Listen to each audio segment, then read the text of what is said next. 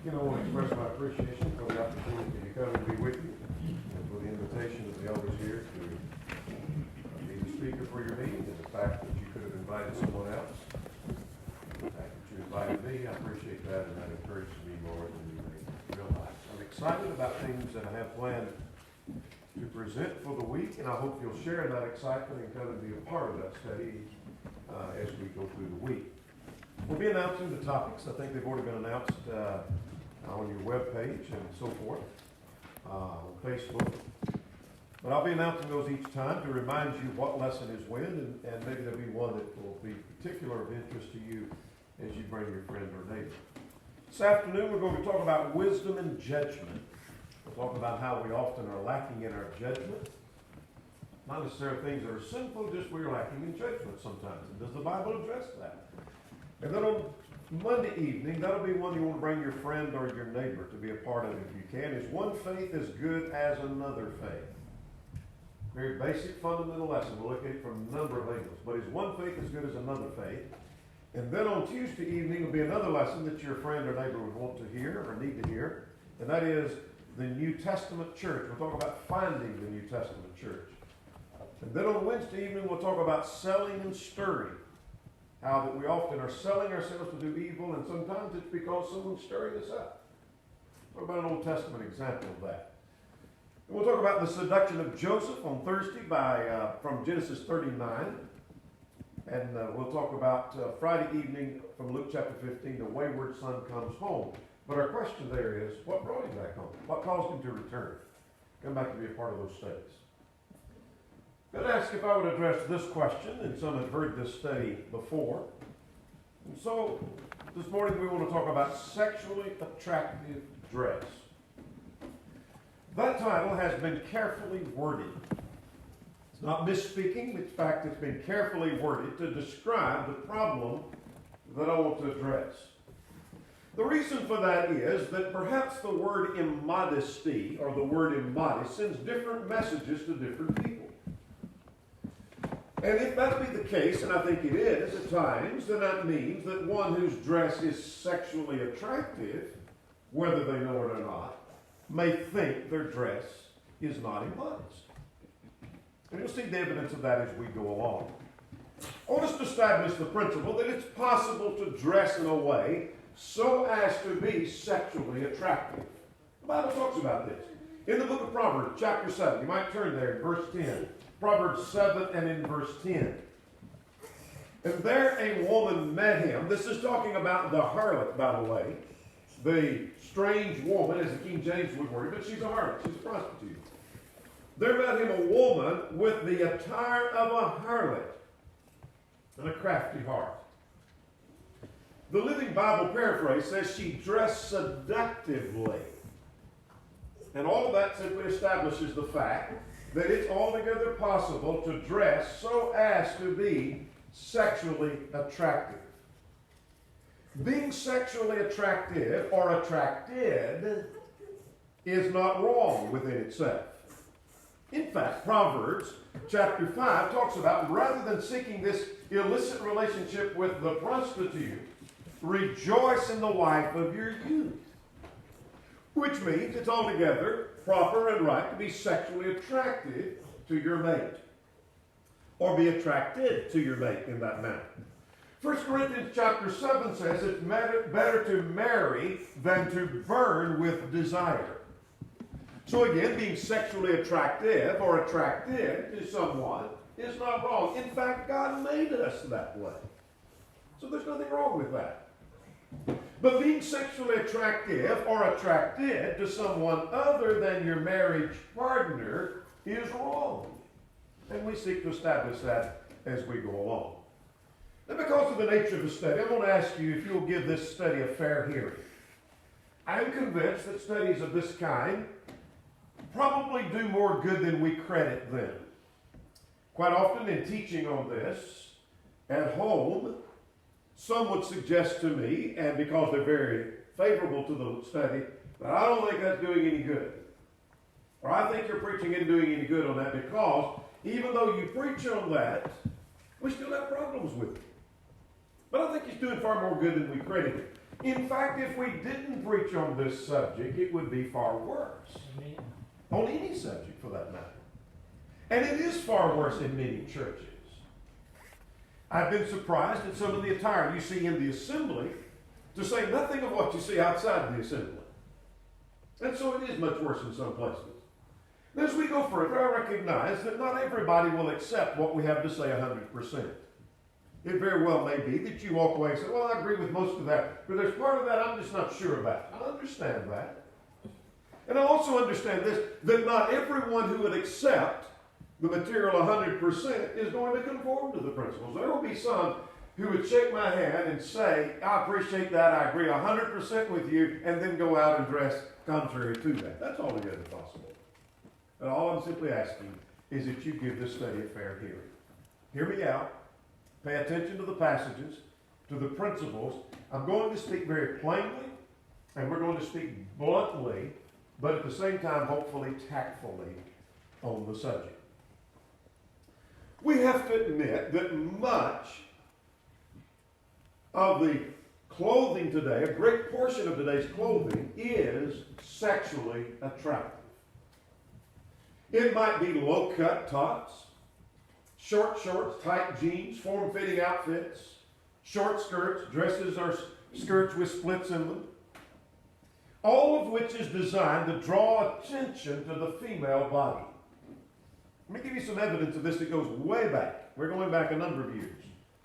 Not 2019 or 2008, 20, but we're going back a number of years, back to the 60s. Mary Quag, who is the designer of the mini skirt, said this: mini clothes, that's M-I-N-I if you're listening on the recording of this. M-I-N-I clothes, mini clothes, are symbolic of those women who want to seduce a man. And she was the one that designed the mini skirt. And when asked, where is all this going, she answered in one word: sex. But that was back in the 60s. All right, let's go a little bit further. Let's go back even to the 50s. Life magazine reported that short shorts were favored to Bermuda shorts because Bermuda shorts emphasize the least attractive part of the legs, the knee and the calf. Isn't that interesting? That tells me that it's possible, and a great deal of today's clothing is sexually attractive. Now, our culture says that's good. And we're not surprised at that. Our culture comes along and you see something that is sexually attractive, and our culture says, you look darling in that. That is your outfit. You look great in that. That's what you need to wear. So they say it's good. Well, we're not surprised, because Isaiah 5 in verse 20 talks about those who call evil good and good evil. And there are those who glory in what they should be ashamed of, Philippians 3 and in verse 19. Now, we would be quite naive to think that our culture does not rub off on us, that we're not influenced by our culture. So let's look at 2 or 3 principles. Let's start with this. Let's look at some simple principles that we find in the Bible that address the subject of dress. What we wear or what we don't wear. And let's go back to divinely made clothing. Now, there are a number of manufacturers that make clothing. Maybe you make your own clothing. But wouldn't you agree that divinely made anything is better than anything that man makes? So let's talk about divinely made clothing. And I appreciate the fact that our brother read from Genesis 3, because I want us to spend some time in Genesis 3 and looking at divinely made clothing. And let's understand a principle that's going to harmonize with other principles scattered throughout the Bible, both Old and New Testament. Back in Genesis 2, when God created man and woman, the text says in verse 25, they were both naked, the man and his wife. And if you're so disposed to make marginal notes, you might make a marginal note out to the side, which is quite obvious, that that word naked means that they were nude. They have no clothes on at all. That's how God created them, all right? The Bible uses the term that way. But let's go a little bit further. I notice in Genesis chapter 3 now, and in verse 7, when they ate of the fruit and they now have knowledge, verse 7 says, they knew that they were naked. They're in the same shape they were in chapter 2. They hadn't put a thing on. So they are nude. They don't have anything on. All right, let's go even further.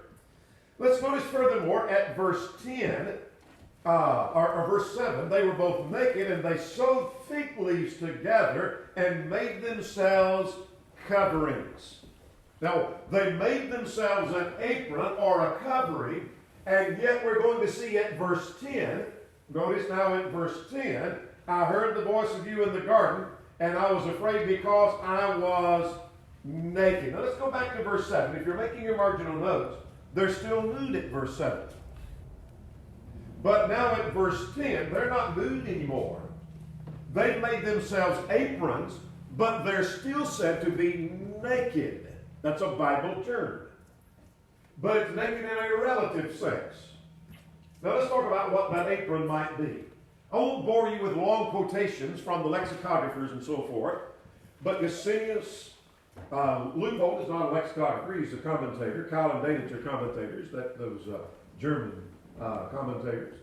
Pulpit, and then Brown, Driver, and Briggs is a lexicon. All say that this word for apron is simply a girdle-like or a loincloth type of garment that would have covered the midsection of the body.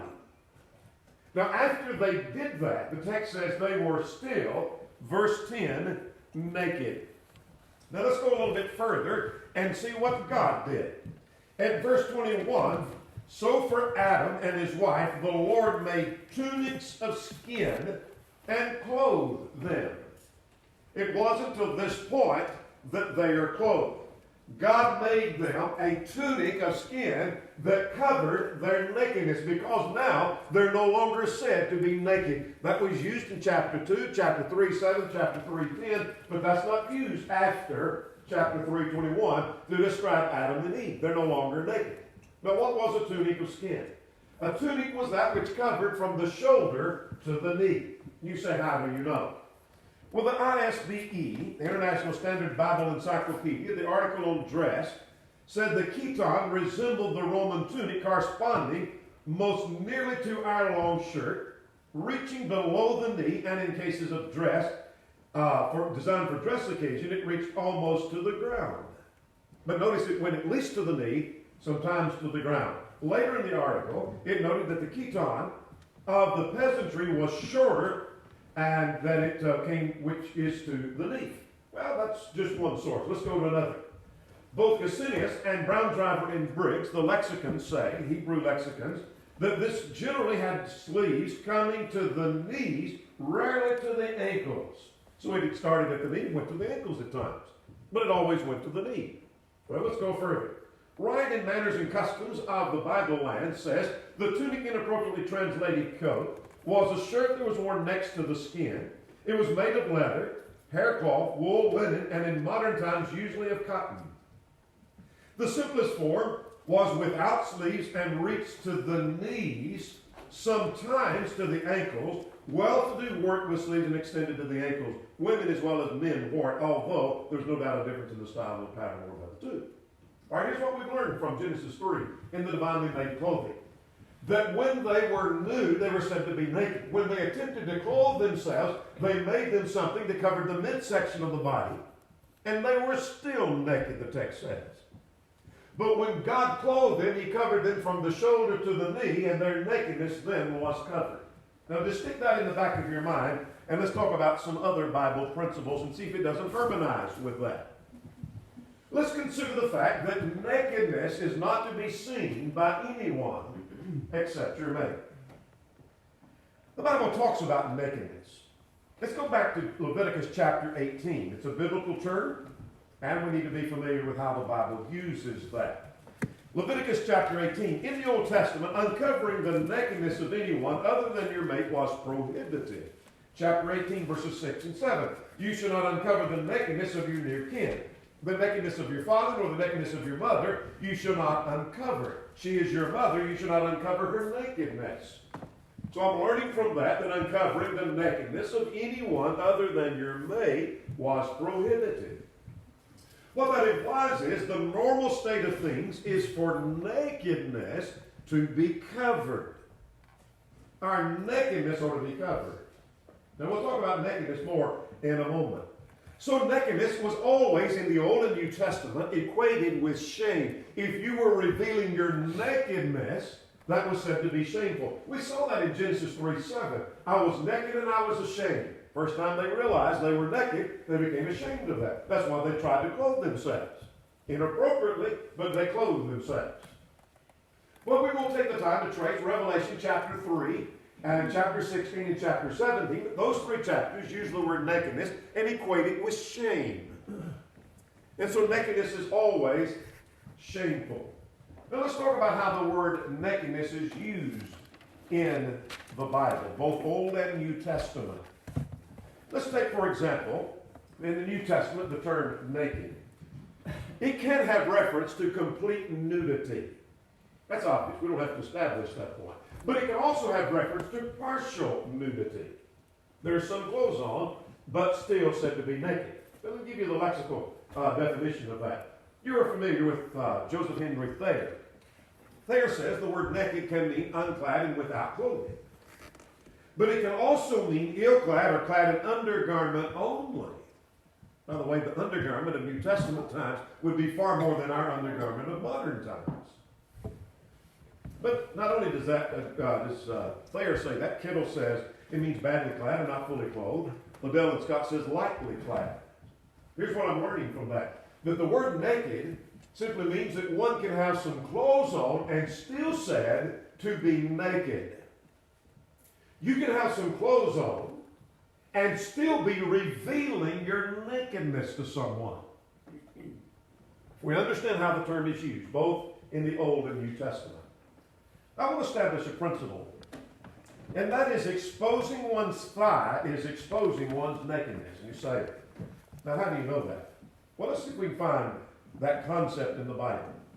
That the thigh is equated with nakedness. Exposing one's thigh is exposing one's nakedness. Well, let's go back to Genesis 3. Do you remember when they were nude? They're exposing their thigh, and a whole lot more, they were naked. That's obvious. But they covered the midsection of the body where their thighs are still exposed, and perhaps a whole lot more, and they're still said to be naked. It wasn't until God covered from the shoulder to the knee that they were said to be covered. Well, that's maybe not the strongest evidence you want to see, so let's go to some even stronger. Let's go to Exodus chapter 28, if you will, and talk about the garment of the priest. And you say, well, we're not under the Old Testament. I understand that. You say, but we're not bound to Exodus 28. I understand that. I got that too. And if we need to, we can go on for hours about whether we're under the Old Covenant or not. We're not under the Old Covenant. I got that. But this passage is defining how a word is used for me. And if the thigh was nakedness in the Old Testament or in Exodus or Genesis or wherever it was, it's still nakedness in another passage. So we're not bound by this passage, but it is helping me understand something. So let's see this in verse 42. In making the garment for the priest, look at verse 42. You shall make the linen trousers to cover their nakedness. They shall reach from the waist to the thighs. That's a Hebrew idiom that describes from to that always included that which was mentioned. You say evidence? Well, Genesis 9, Genesis 11, Exodus 11, Exodus 12, Numbers 4 are places where that Hebrew idiom is used. The Bible in Basic English translates that it covers to the knee. So the linen trousers were to cover his nakedness. What do you mean cover his nakedness? It was to cover his thigh. All I'm trying to establish is the thigh here is nakedness. All right, let's go further. Isaiah 47. God's going to not literally do this, but he's talking about what he's going to do to a nation, Babylon. So let's go to Isaiah 47. He's going to embarrass Babylon. And Babylon doesn't literally have thighs. Babylon doesn't wear a skirt. But he pictures what God's going to do to Babylon as exposing her thighs. Let's see. Isaiah 47. Again, here's the definition. That's all we're looking for. Speaking of God bringing down and humiliating Babylon, what's he going to do? He said, remove, I'm reading it verse 2, remove your veil, take off the skirt, uncover the thigh. pass through the river, your nakedness shall be uncovered. I'm going to embarrass you, God said. I'm going to pull your skirt off and expose your thigh to the world. What I'm going to do is I'm going to show your nakedness to the world. You see how that definition fits with Exodus and fits with Genesis? So here's what I'm learning from that. When one sees your thigh, they're seeing your nakedness. When one sees your thigh, they're seeing your nakedness. It might be in a bathing suit. You say, well, I'm covered. But you've exposed your thigh. The same thing with shorts or a short dress. You say, I've got clothes on, but you're exposing your nakedness. Or maybe here is a skirt or shorts that come to the knee, but then you sit down and it comes halfway up your thigh. You're exposing your nakedness. Or maybe there's a split that gives a peek of the thigh and you're giving them a peek of your nakedness. Or maybe you're wearing those jeans that have the hole strategically placed in them so that they can look through and see a part of your nakedness. When one sees your thigh, they're seeing your nakedness. We're still dealing with principles that guide our dress. So there's the divinely made clothing. Nakedness is not to be seen. Let's understand this principle that men are more visually stimulated than women. Is that true? Well, let's see if the Bible can confirm that point. Compared to women, men are more aroused with visual stimuli. Not saying women are not, it's just saying men are more easily aroused by that. That's why porn is a greater temptation for men than for women. That's not saying women don't have a problem with that, because many have. It's just saying it's a greater temptation for men. And with Jesus would agree. Matthew chapter 5. He's not saying that a woman could not look at a man and lust. She could do that. That's possible. That happens frequently. But he addressed that to the man, saying that a man that looks upon a woman to lust after has committed adultery already in his heart. In fact, Proverbs 6 agrees with that. Do not lust after her beauty in your heart. Could she look and lust after him? Certainly so. Men more easily aroused by visual stimuli. In fact, men are more aroused more quickly than women. As one brother puts it, it's like the crock pot versus the microwave. Quite easily and quickly. Now listen to this warning carefully.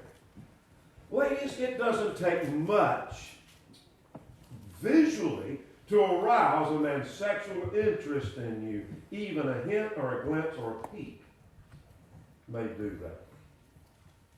That's true if you were to say, you know, men have dirty minds. That's true. Some men do. In fact, 2 Peter talks about men who have eyes full of adultery. What does that mean? He can't look at any woman without thinking sexual beings. His eyes full of adultery. It's true that there are men with dirty minds, but that's not the man I'm concerned about this morning in our study. Not all men have dirty minds, and yet all men may have facing temptations.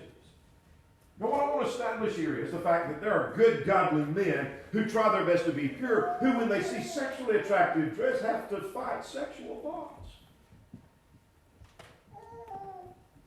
For a woman to dress sexually attractive and then put all the blame on the man for his thoughts is like leaving wires exposed and then blame the child for getting shocked. He shouldn't have touched it. Well, no, he shouldn't have touched it, but you left it exposed. And the same thing is true with the woman. Let's go open our Bibles to 1 Timothy chapter 2. Let's talk about the word modest. It is a Bible term, so 1 Timothy chapter 2, he said in like manner that women would adorn themselves in modest apparel. What does the word modest mean? The Bible doesn't just use, or that term, let me erase that phrase and start over. That term is not only used with reference to dress, it's a general term. In our English language, at least. What does it mean? Well, here's what it means. Having or showing a modern estimation, this is from American Heritage Dictionary. Having or showing a modern estimation of one's own talent, or one's own abilities, or value. Having a shy, retiring nature. Reserved, that's a word I want you to see. Observing conventional proprieties of speech, behavior, and dress. Quiet and humble in appearance, unpretentious, like a modest house. You may say, They live in a modest house. What does that mean? Well, there's a sense of reservation. They're not showing off their finances by having a mansion that they live in. Moderate, not extreme, like a modest chart. You may go to the restaurant today and say, you know, this was a modest price for this meal we had. It means there's a sense of reservation there. All right? Vine says here's what the word means. Orderly or well-arranged, decent. The well-ordering not only of dress and demeanor only, but of inner life, uttering indeed of expressing itself in outward conversation. It's a well-ordered and well-structured concept. Reserved. Strong says it means decorous of good behavior. It's from cosmos. You recognize that word? It means orderly, well-arranged. It's the same word for the world. Same word. Interesting. It means well-arranged, Thayer says. Respectable, honorable. Kubo says it means modest or respectable. Now let's summarize what we just saw. What's the word modest mean? Here's a lady that we may describe as being modest. What we're saying about her is she has a sense of reservation. She is humble. She's trying to be respectable. She's decent. She's orderly. Now let's go to the extreme and say you saw her on the beach and she's wearing her bikini. Would you say, you know what? She seems to be showing she has a sense of reservation about her. Or suppose you meet her in town and she's got on that miniskirt and you say, well, she just seems like she's so respectable and decent and orderly and such a sense of reservation about her. No, not at all. When she's showing her nakedness, exposing her thigh with her short short, you say, but the thing you got to admire, she's so reserved and so respectable and so orderly and decent. There's another word found in our same text. Let's talk about the word for shame. 1 Timothy chapter 2 and in verse 9 says that she's to dress in modest apparel with shamefacedness, King James Version says. There needs to be a sense of shame in the way that we dress. The King James uses the word shamefacedness. American Standard, shamefastness. I like that word. New King James uses the word propriety. We don't normally throw that word around. What does the word mean? Well, it simply means shamefastness, that is a modesty that is fast and rooted in their character. That's why I like that term. Shamefastness suggests here is a sense of shame that isn't a surface shame, but it's part of your character. It's fast or rooted or deep in your character. Now, Strong suggests that it comes from a compound word which means literally downcast eyes. Now, you think about that. Suppose you are not appropriately dressed, by your definition, whatever that may be, but you just don't feel like you're appropriately dressed, and you're within your house, and the doorbell rings, and you open the door, and you're in your undergarments. Would you boldly look at the person straight in their eye as if no shame, or would you have downcast eyes like I'm embarrassed? You would have downcast eyes. That sense of shame is what this is talking about. We need to dress as if we have a sense of shame about us. That's another term, same text. Good judgment. This word sobriety. Modest, shamefacedness, and sobriety. This is King James. What does this have reference to? It means good judgment. Moderation, New King James says. The word simply means a soundness of mind. Vine says. Sound judgment that governs all of our passions and temptations, etc. Soundness of mind or sanity or self-control, that you're using good judgment. And here's the point. Good judgment says don't show them what they shouldn't see. So here's my nakedness. Good judgment says they shouldn't see that. I want to make sure it's covered. I'm using good judgment. Now, here's some ways in which we might be immodest. Our clothing could be too short so that it's not showing good judgment, sense of shame. We're revealing our nakedness. Our clothing could be too tight. It may cover our whole body, but it may be form-fitting and tight. In fact, let's talk about the costly clothing of 1 Timothy and 1 Peter 3. You remember 1 Timothy chapter 2, not with, not men and women adorn themselves in modest apparel with propriety and moderation, not with braided hair or pearls or costly clothing. Is that saying that you're to wear cheap clothes and if it costs a little bit you can't wear that? Is that the point of that text? In 1 Peter chapter 3, he says, do not let the adornment be the outward arranging of the hair, wearing of gold, or putting on a fine apparel. Is it saying you wear cheap clothing? But again, if it's made of good cloth, fine cloth, it's wrong. Is that the point? Seneca said in his comment along this line, he said, I see clothing of silk, if clothes they can be called, affording neither protection to the body nor to the modesty of the wearer, which are purchased for enormous sums from unknown people. Clement of Alexandria said this about that type of clothing. For luxurious clothing, which can neither conceal the shape of the body, but takes the form more easily, and adhering as it were to the flesh, receives its shape and marks out the woman's figure, so that the whole body is visible. They're saying that they think that's what the fine clothing and the costly clothing was that which was too tight. It was form-fitting. It may go from the shoulder to the floor, but it could be form-fitting. Our clothing could be too thin. We could see through it. It may be too low or it may be too loose, or ways in which we might be immodest. Modesty in sexually attractive dress applies not only when we come to services and when we generally go out in public, but it applies in all areas. And my question is, if not, why not? Get that question. If not, why not? I'm not asking you to answer me. You can when the lesson is through, if you think you can explain that. But I'm asking you to think about that. Just give me a fair hearing. If it doesn't apply in all areas of life, why not? I'm amazed at people who will come to me and say, amen, preach that sermon again, because we need the issue of modesty addressed. But when it comes to sports, they throw the principle out the window. Well, I think we need to dress appropriately, but you see, this is the outfit you have to wear when you're playing basketball. This is what you have to wear when you're a cheerleader. This is what you have to wear when you're running track and field. Why does the principle not apply in sports? And it goes out the window when it comes to a wedding. We want to dress modestly at church, but when we go to a wedding, there's the low cut, the see-through, and everything else. The back is completely out, but that's all you can buy, so that's what we're going to do at the wedding. Why is that? Why doesn't it apply at the wedding? Or when we're doing yard work. You see, I'm out mowing the grass and I get hot, so I don't have to wear modest clothing when I'm doing yard work and doing garden work. Why is that? We've considered the principle of modesty versus immodesty. Now I want to just list some outfits here. Which category would you put the following in? Where would you? When it comes, for example, to swimsuits, I won't go through every one of these. Our cheerleading outfits, or short dresses, or dresses with splits on them. Or sundresses, or low-cut blouses and dresses. Or maybe wearing leggings and tights. Or see-through styles. Or shorts that reveal the thigh. Would you put it and say, that's in the category of being modest? It shows a sense of shame and good judgment on being careful. Or does it fit in the immodesty section? Then take a Solomon to figure that kind of thing out.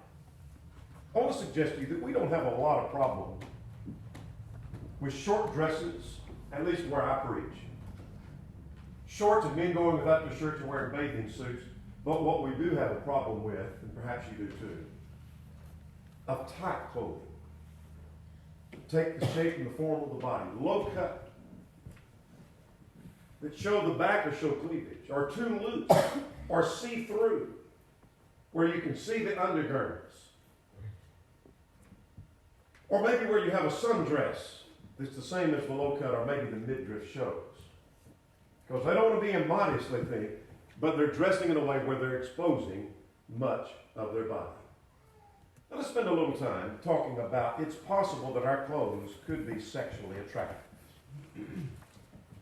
I want to establish we looked at some principles here. So is it possible that my clothes could be sexually attractive? Could your clothes be sexually attractive? Let's clarify what sexually attractive is. Let's talk about the word attract. From the Latin word at, which means in the direction of, and trahere, which means to pull. So it literally means to pull toward or pull in the direction of. That's what it means. Some of you farmers have a tractor. Well, that comes from the same word. It means to pull toward. It pulls in the direction of. Traction is the same root concept. Let's talk about the word attractive. The word attractive means providing pleasure, arousing interest, having ability to draw or to pull. And so sexually attractive clothing is that which draws or pulls attention toward one's body. Sexual attention toward one's body. It draws attention to sections of the body that are sexually arousing. That's what sexually attractive dress is. Now, I want you to listen carefully to this point. Our clothing sends a signal that at times is sexual. That's true whether we realize it or not. That's true whether we intend that to be the case or not. Someone said, I wouldn't wear that. My outfit did that. I never intended that to be the case. But it's still going to be true, whether we realize it or whether we intend that. As far as men are concerned, sexually attractive clothing has the same effect no matter what your intent or understanding is. You may be sending signals that you're not aware that you're sending. So let me give you some evidence of that from a secular source. This is not a gospel preacher. It's not a gospel preacher's wife. As far as I know, this is not even a New Testament Christian. Nor is this your old fogey grandmother who's out of date about modern styles. So who is this? Well, this is a woman who wrote this book called The Male Factor, The Unwritten Rules and Misperceptions Concerning the Secret Beliefs of Men and Women, Chantal Feldhahn. She's featured on the Today Show in a number of places. And these are excerpts from her book. And her book is about how men perceive women in the workplace. And she's trying to be defensive of women and tell them you're not aware of what you're doing and how you're appearing to men. Here's what she said. Among the thousands of men and women I have interviewed and surveyed over the years, I've found no subject more universally misunderstood than what a man thinks when he sees a woman overtly showing a good feeling. We are frequently told men are visual, and I've realized that many women don't know what that actually means. According to brain scientists and researchers, that some percent of women, as high as 25%, are visual in a similar manner to men. And if you're in that category, you're more likely to instinctively understand a man's reaction. But the other 75% of women who aren't visual have very little concept, literally, how men see them. Well, let's go further. I won't read the whole quotation. Starting out here in the shaded area. But their visual nature isn't something that can be turned off. They must work to ignore it. In talking to men, I found that most were increasingly puzzled as to why a woman would not want to avoid the situation. Why the men wonder is the professional woman dressing in a way that she's likely to cause men to be distracted and miss what she's saying. But I want to jump further to this quotation now to get to the point.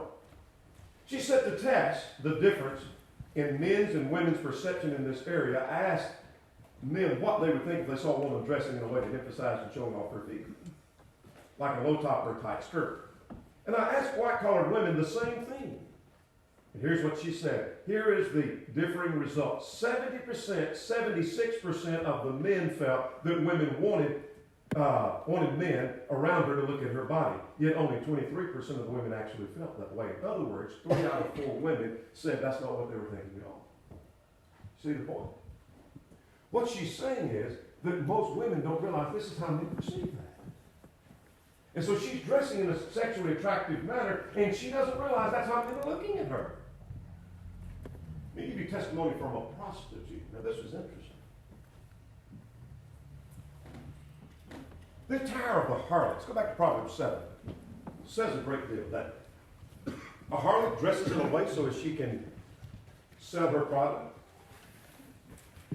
It says she knows how to be sexually attractive. If anybody knows how to be sexually attractive, it would be the harlot.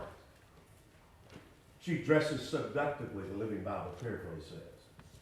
If you think of a harlot in this text, and you're thinking of a trashy, painted-up gal who walks the streets, you've missed the point. It's simply that she wears clothing that draws or pulls attention toward her. Sexually attractive dress. Now I found this most interesting, and I credit Gary Henry for this. Many of you know Gary Henry. He had a chance to interview a prostitute one time. And she rode beside him on a bus. And he was out in Nevada, and he was traveling on a bus, and she sat down beside him, and they struck up a conversation, and he was selling books, I think, at the time, and she asked him, what do you do, and what kind of work do you do? And, well, I'm a book salesman right now, I'm selling books, and I preach, and da-da-da-da-da, and what do you do? He was surprised that she was working weekends at a brothel on commissions, which was legal in Nevada. In other words, she says, I'm a prostitute. And he asked her, are you familiar with the biblical phrase, the attire of a harlot? And she said, well, yeah, I'm familiar with that. And he said, well, could you explain that to me, what that is? And she said, sure. And she said, this is how the woman who is the prostitute draws attention to certain parts of her body. She said, there are 5 ways of doing that. She said, number 1, she might reveal her body. She said, that's the least effective. She said she could conceal it and reveal everything else, like the bikini. She thirdly could reveal just a little bit of her body and give a hint or a glimpse or a preview. That works. She said she could cover it tightly and show the form of her body. That works as well. Or she could cover it thinly, and she said that is the most provocative. Again, that's not your old fogey grandmother that doesn't have a clue about styles. It's a prostitute. That's a prostitute who knows her business. So Gary responded by saying, you seem to know a good bit about me. And she says, it's my business to know. Almost humorous, isn't it? And Gary said, well, then why is it that religious women often don't know as much about men as you seem to know? And she said this is interesting.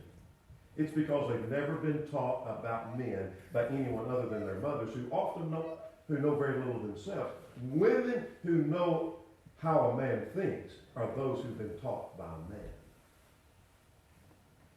Not saying women are ignorant. What he's saying is she listened to what men say, and she understood. So let's go back through those 5 things. This is testimony of a prostitute. You say, I don't think this is sexually attractive dress. This is what a prostitute said. She knows her stuff. She said, one of the ways you do that is reveal it. You show more skin. The more you show, the more attractive you are. Give them a look at your thighs. Give them a look at your breast, or maybe just a hint or a part. Let them see your midriff. Show them your back and shoulders. In other words, reveal your body. That is one way of being sexually attractive, she said. The second way was conceal it and reveal everything else, like the bikini and the swimsuits. It draws attention to what's concealed. She said that's not always the most effective. Reveal just a little bit of it, she said. Like give them a glimpse of your thigh. Or maybe it's a dress or a skirt that's not real short, but it gives a hint. Maybe it's jeans that play peekaboo with the low back. Or maybe you show them some cleavage and just give them a preview. A fourth way, she said, was cover it tightly. Maybe like the one-piece bathing suits. Or maybe it's tight jeans and pants. Or maybe tops that reveal the shape of the breast. Or maybe it's the snug fit of the dress over or the skirt over the back side. Or maybe the lines of the undergarment are clearly marked out so it's revealed from the attire. She says that works. The most provocative, she said, was number 5, covering it thinly. Maybe like the wide or thin tops that women wear that reveal their undergarments. Or maybe thin pants, again, that outline the undergarments. Or maybe the material is so thin it clings to the shape of the body. Let's go further.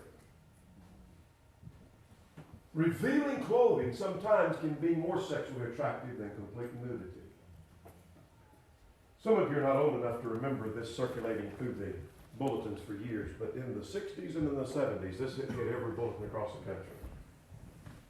Theodore Reich in Of Love and Lust,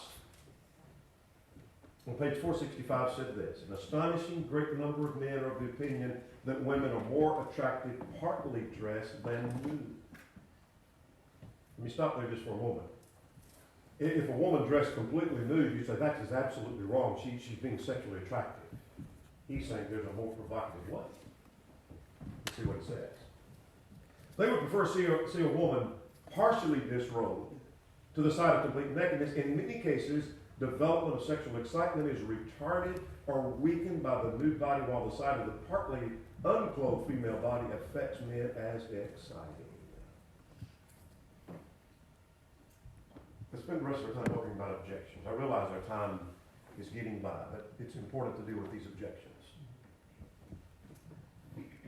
What objections could someone have? And there have been many that have been offered to this kind of material. What are they? Well, you see, if someone thinks something, then that's their problem. You say, I'll wear this outfit, and if a man looks and he has lustful thoughts, that's his idea. That's his problem. Well, that problem, their problem, is secondary. The main problem is that parts of your body, including your thighs and your form and your cleavage, is not to be seen by any man other than your husband. You see, when one causes another to stumble or initiates the process, they bear some guilt. Look at Luke chapter 17 quickly, just to make a quick point. That it's impossible that offenses come, but woe to him through whom they do come, the text says. Jezebel, we'll give attention to Jezebel later in our week. But 1 Kings 5, or 1 Kings chapter 21, Ahab sold himself to do evil because she stirred him up. So you do bear some responsibility. But this is the one I find most interesting of the objections. We can't know where to draw the line. You see, it's hard to know where to draw the line. I don't know where to draw the line. Well, there's certainly areas of judgment. I would agree with that. But to say that we can't draw the line puts us in a real strange position. Do you really believe you can't draw the line? So let's do this. Let's let the length get shorter and then shorter and then shorter and then shorter, and you keep going and you tell me when to stop. Or you tell that lady when to stop. When she lets her dress get shorter and shorter, you tell her when to stop. And let's let the tops get lower and lower and lower and then lower, and you say when it should stop. And when you do, any line you draw will be arbitrary by your definition.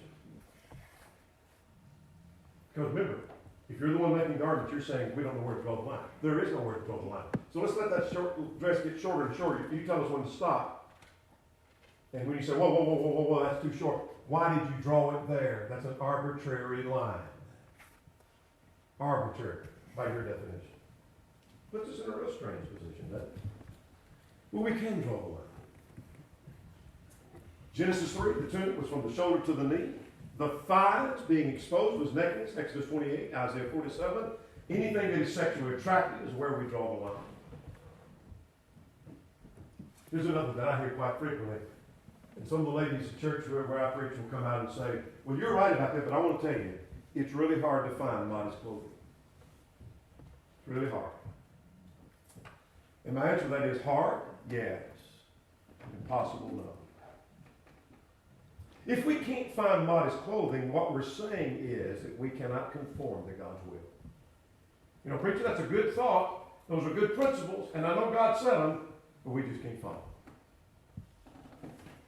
The way of the Lord's not always easy, Matthew 7. Let me illustrate. Let's suppose this. I know this is not in the Bible, but let me just suppose this as we close. Let's just suppose to be identified with God's people, it's required that you wear orange coveralls. Let's just suppose I could read the text, and you walk away from here and you say, I've just never noticed that before, but it's clear as day over here in the New Testament that any child of God has to wear orange coveralls. And you're convinced that's what the Bible says. My question is, what would you do? Would you wear orange coveralls? Remember, to be God's people, that's what you have to wear. And if you're not wearing orange coveralls, you're not among God's people. Would you say, I'd rather look like the world? I tell you what, I'm not. Those things look awful. I wouldn't wear those to say, I wouldn't be caught in those things. I'd rather dress like the world than to dress like that. Would it be worth the sacrifice that you give up the modern clothing you have, and you give up all of your attire, and you wear orange coveralls because this is what you have to be God's people? What would you do? Would you make sure yours were orange? You say, well, I've looked and looked, and I can't find orange coveralls. So I guess I just wear blue jeans. Really? Can you not think of another solution? Can you not think of any? Could you not think of maybe buying some white coveralls? I know you can, painters have white coveralls. And dyeing them orange? Would that work? Can you not find a seamstress somewhere? You say, well, that'd be costly. Is it not worth it? Could I not find somebody that could make coveralls and I could get her some orange material and make me some orange coveralls?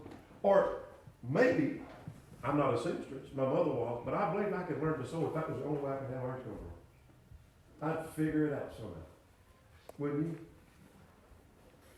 Now, if we understand that with orange coveralls, why can't we understand it when it comes to other principles of God's modesty?